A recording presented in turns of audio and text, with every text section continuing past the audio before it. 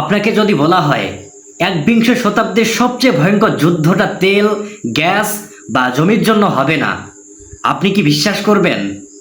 দুনিয়ার বড় শক্তিগুলো একে অপরের দিকে পারমাণবিক অস্ত্র তাক করবে স্রেফ এক ফোঁটা পানি, খাবার পানির জন্য।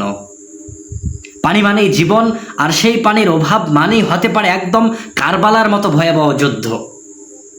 আর এই মুহূর্তে সেই জলযুদ্ধের সবচেয়ে ঝুঁকিপূর্ণ জায়গাটা হলো সেই ঐতিহাসিক নদী যেখানে আজ থেকে ৩,৫০০ বছর আগে ফেরাউনের সলিল সমাধি হয়েছিল বলে কথিত আছে।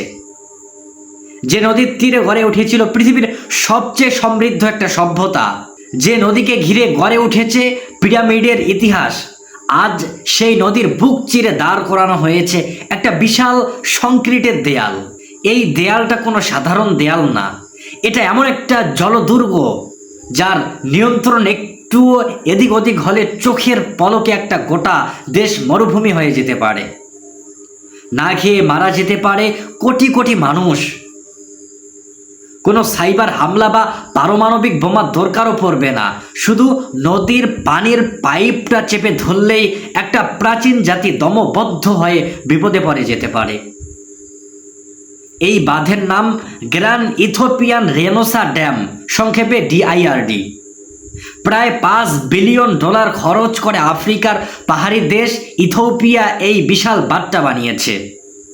এই বাঁধ পুরো উত্তর পূর্ব আফ্রিকাকে নিয়ে গেছে যুদ্ধের একদম কিনারায়। একদিকে মিশরের টিকে থাকা লড়াই, অন্যদিকে ইথিওপিয়ার নিজেদের সম্মান আর অর্থনৈতিক মুক্তির জেদ। পানির অধিকার নিয়ে এই সংঘাতকে সামরিক বিশেষজ্ঞরা বলছেন, এটাকে বলছেন মুক্তির জেদ। পানির অধিকার নিয়ে এই সংঘাতকে সামরিক বিশেষজ্ঞরা বলছেন একবিংশ শতাব্দীর প্রথম পুরো দস্তর জলযুদ্ধ। নীলনদ পৃথিবীর দীর্ঘতম নদী, প্রায় ৬,৬৫০ কিলোমিটার লম্বা এই নদীটা আফ্রিকার 11টা দেশের উপর দিয়ে বয়ে গিয়ে গিয়ে মিশেছে ভূমধ্য সাগরে। কিন্তু ইতিহাসের একটা বড় পরিহাস হলো এই নদীর পানির বেশিরভাগ উৎস যেখানে, সেই দেশের এই পানির উপর কোনো অধিকারই ছিল না এতদিন। 1929 আর 1959 সালে ব্রিটিশ উপনিবেশিক শাসকরা একটা দ্বিপাক্ষিক চুক্তি করেছিল।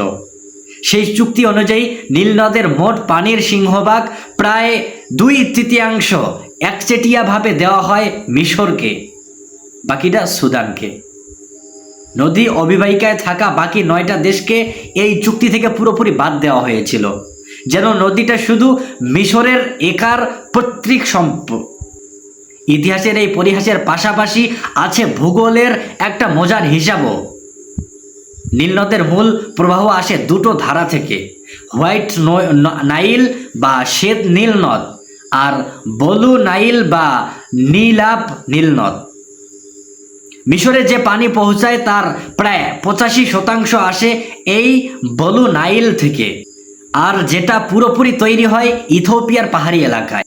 মানে ইথিওপিয়ার মাটি থেকে পানি নদী হয়ে মিশরে যাচ্ছে, অথচ ইথিওপিয়ার মানুষ সেই পানি নিজেদের উন্নয়ন, কৃষিকাজ বা বিদ্যুৎ উৎপাদনে ব্যবহার করতে পারত না। এটা ইথিওপিয়ার জন্য একটা বিরাট ঐতিহাসিক অপমান ছিল। গত অর্ধ শতাব্দী ধরে ইথিওপিয়া এই অপমানের জবাব দেওয়ার সুযোগ খুঁজছিল। 2011 সাল ছিল আফ্রিকার ইতিহাসে একটা টার্নিং পয়েন্ট। তখন মিশরে আরব বসন্ত বা গণঅভ্যুত্থান চলছিল।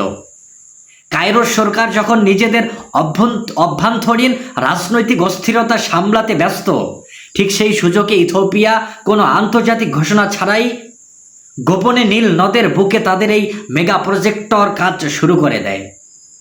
গ্র্যান্ড ইথিওপিয়ান রেনেসাঁ ড্যাম দীর্ঘ প্রায় 1.8 কিলোমিটার, উচ্চতা 145 মিটার।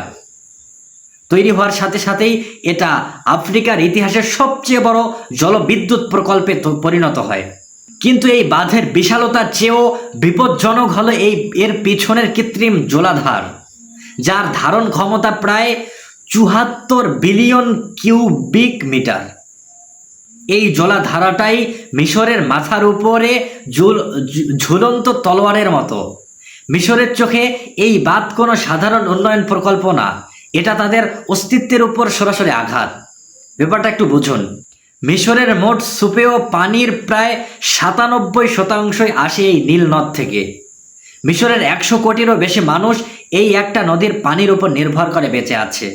তাদের প্রতিদিনের জীবন, কৃষিকাজ, শিল্প উৎপাদন, আসওয়ান বাঁধ থেকে তৈরি বিদ্যুৎ, সব কিছুর মূল চাবিকাঠি শক্তি এই নদী। মানে মিশরের ভূমি মূলত মরুভূমি। নীল নদের এই সরু সবুজ অংশটা না থাকলে মিশর নামের দেশটার অস্তিত্ব হয়তো থাকতো না। তাই নীল নদের পানি সামান্য কমে যাওয়া মানেই মিশরের জন্য একটা জাতীয় বিপর্যয়। এই সংঘাতের মূল জায়গাটা হলো ইথিওপিয়ার এই জলধার ভর্তি করার সময়সীমা নিয়ে। ইথিওপিয়া চায় দ্রুত, মানে 5 থেকে 7 বছরের মধ্যে এই বিশাল জলধারটা পানি দিয়ে পুরোপুরি ভর্তি করে ফেলতে, যাতে তারা দ্রুত বিদ্যুৎ উৎপাদন করে বিদেশে রপ্তানি করতে পারে। কিন্তু মিশরের দাবি হলো এটা অনেক ধীরে, 15 থেকে 20 বছর ধরে ভর্তি করতে হবে। কেন? কারণ ইথিওপিয়া যদি 5 বছরের মধ্যে জলাধার ভর্তি করতে চায়, তাহলে প্রতি বছর নীল নদের পানির একটা বড় অংশ তারা আটকে রাখবে। এর ফলে মিশরে পানির প্রবাহ 25 থেকে 35% পর্যন্ত কমে যেতে পারে। আর এর সরাসরি প্রভাব হবে ভয়াবহ। মিশরের প্রায় 30 থেকে 40 লাখ একর কৃষি জমি চিরতরে নষ্ট হয়ে যেতে পারে। লাখ লাখ কৃষক বেকার হয়ে পড়তে পারে, আর মিশরের অর্থনীতিতে বড় ধরনের ধস নামতে পারে। এই কারণেই কায়রোর সরকার একে নিজেদের চূড়ান্ত সীমা বলে ঘোষণা করেছে। মিশরের প্রেসিডেন্ট আল সিসি জাতিসংঘ সহ আন্তর্জাতিক মঞ্চে বারবার স্পষ্ট করে বলেছেন, নীল নদের পানি একটুও কমলে গোটা অঞ্চলের পরিস্থিতি বদলে যাবে। মিশরের সামরিক বিশ্লেষকরা আমেরিকা আর চীনকে জানিয়ে রেখেছে, কূটনীতি ব্যর্থ হলে মিশর তাদের দূরপাল্লার যুদ্ধবিমান আর বিশেষ বাহিনী ব্যবহার করে এই বাঁধে সরাসরি হামলা চালাতে দ্বিধা করবে না। পানির অধিকার রক্ষায় মিশর যে কোনো পর্যায়ের যুদ্ধের জন্য প্রস্তুত বলে জানিয়েছে। কিন্তু চীন বা আমেরিকা কারো চাপেই ইথিওপিয়া মাথা নত করতে রাজি না। ইথিওপিয়ার সরকার আর সাধারণ মানুষের কথা স্পষ্ট, এই বাঁধ তাদের আত্মমর্যাদার প্রতীক। ইথিওপিয়ার মোট জনসংখ্যার প্রায় অর্ধেক, মানে প্রায় 6 কোটি মানুষ এখনো বিদ্যুৎ ছাড়াই বসবাস করে। এই বাঁধ পুরোপুরি চালু হলে ইথিওপিয়া প্রায় 600 মেগাওয়াট বিদ্যুৎ উৎপাদন করতে পারবে, যা দেশটাকে আফ্রিকার একটা বড় অর্থনৈতিক শক্তিতে পরিণত করতে পারে।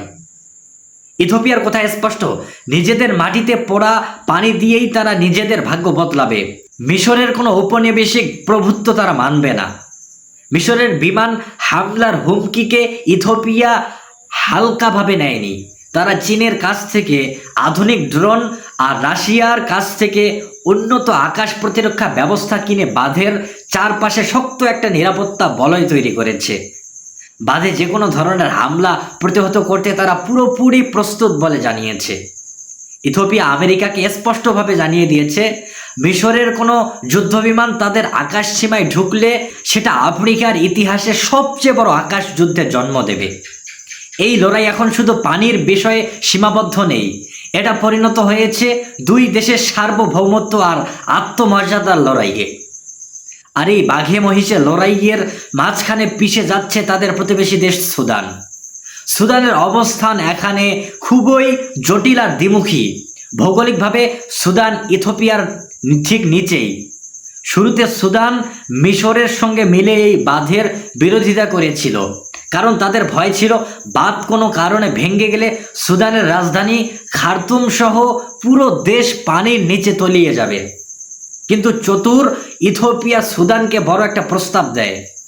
বাঁধ চালু হলে তারা সুদানকে সস্তা দামে বিদ্যুৎ দেবে, আর এতে বন্যা নিয়ন্ত্রণও সহজ হবে, যা সুদানের কৃষিকাজে সাহায্য করবে। এই বিদ্যুতের লোভে সুদান এখন প্রায় মিশরের পক্ষ ছেড়ে ইথিওপিয়ার দিকে ঝুঁকে পড়েছে। পুরো অঞ্চলের রাজনীতি যেন একটা গোলক ধাঁধায় পরিণত হয়েছে। কিন্তু এই জলযুদ্ধ শুধু এই 3টা দেশের মধ্যেই সীমাবদ্ধ নয়। পর্দার আড়ালে বিশ্বের বড় শক্তিগুলো এখানে নিজেদের চালছে। চীন এই প্রজেক্টের সাথে পরোক্ষভাবে জড়িত। বাঁধের বেশিরভাগ পাওয়ার গ্রিড আর বিদ্যুৎ লাইন তৈরি করেছে চীন রাষ্ট্রীয় কোম্পানিগুলো। চীন ইথিওপিয়াকে তাদের বেল্ট অ্যান্ড রোড উদ্যোগের একটা গুরুত্বপূর্ণ অংশ মনে করে। অন্যদিকে আমেরিকার অবস্থান বেশ টালমাটাল। ট্রাম্পের প্রথম মেয়াদে আমেরিকা সরাসরি মিশরের পক্ষ নিয়েছিল আর ইথিওপিয়ার কোটি কোটি ডলারের সাহায্য বন্ধ করে দিয়েছিল। কিন্তু বাইডেন প্রশাসন মধ্যস্থতাকারীর ভূমিকা নিয়েছিল, কারণ এখানে যুদ্ধ লাগলে লোহিত সাগর আর সুয়েজ খালের গুরুত্বপূর্ণ বাণিজ্য রুট সরাসরি হুমকির মুখে পড়বে। যদি মিশর আর ইথিওপিয়ার মধ্যে সত্যি যুদ্ধ বেঁধে যায়, তাহলে সেটা শুধু আফ্রিকার যুদ্ধ হয়ে থাকবে না। মিশর লোহিত সাগরের প্রবেশপথ নিয়ন্ত্রণ করে। যুদ্ধ শুরু হলে বন্ধ হয়ে যেতে পারে সুয়েজ খালের আন্তর্জাতিক বাণিজ্য। মধ্যপ্রাচ্য থেকে ইউরোপে তেল সরবরাহ থমকে যাবে। এর ফলে রাতারাতি পুরো পৃথিবীতে তেলের দাম আকাশ ছোঁয়া হয়ে যেতে পারে। দেখা দিতে পারে বৈশ্বিক মন্দা। সির্ফ আফ্রিকার একটা নদীর পানির অধিকারের লড়াই পুরো পৃথিবীতে 800 কোটি মানুষের পকেটে আঘাত হানতে পারে। এটাই এই জলযুদ্ধের আসল বৈশ্বিক হিসাব। বিখ্যাত ফরাসি সমুদ্র বিজ্ঞানী জ্যাক ইভ কুস্তো বহু বছর আগেই সতর্ক করেছিলেন, 21 শতাব্দীর যুদ্ধগুলো তেলের জন্য না, পানির জন্য হবে।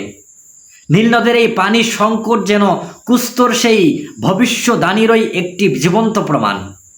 বড় শক্তিগুলো আন্তর্জাতিক আদালতের টেবিলে বছরের পর বছর আলোচনা করলেও বাস্তবতা হলো ইথিওপিয়ার বাঁধের জলাধার ইতিমধ্যেই পানিতে ভরে উঠেছে। কূটনীতির আলো যদি চিরতরে নিভে যায়, তাহলে যে কোনো দিন ভোরে কায়রোর যুদ্ধ বিমানের গর্জন পুরো আফ্রিকাকে একটি শতাব্দীর সবচেয়ে বড় যুদ্ধের আগুনে পুড়িয়ে ছারখার করে দিতে পারে। নীল নদ তখন আর সভ্যতার জন্মদাত্রী থাকবে না, পরিণত হবে কোটি মানুষের কষ্টের প্রতীকে। শেষ করার আগে আপনাদের কাছে একটা প্রশ্ন রেখে যেতে চাই। নদীর উজানে ইথিওপিয়ার এই বাঁধের সাথে আপনি কি আমাদের আশেপাশের কোনো বাঁধের মিল খুঁজে পাচ্ছেন? ইথিওপিয়া তবু ভাটির দেশগুলোকে কিছু পানি দিচ্ছে। আমাদের আশেপাশেই কি এমন কোনো দেশ আছে যারা আন্তর্জাতিক নিয়ম নীতি উপেক্ষা করে অন্য দেশের ন্যায্য পানির ভাগ কেড়ে নিয়ে উজানে একের পর এক বাঁধ দিয়ে রেখেছে? অবশ্যই কমেন্টে জানাবেন।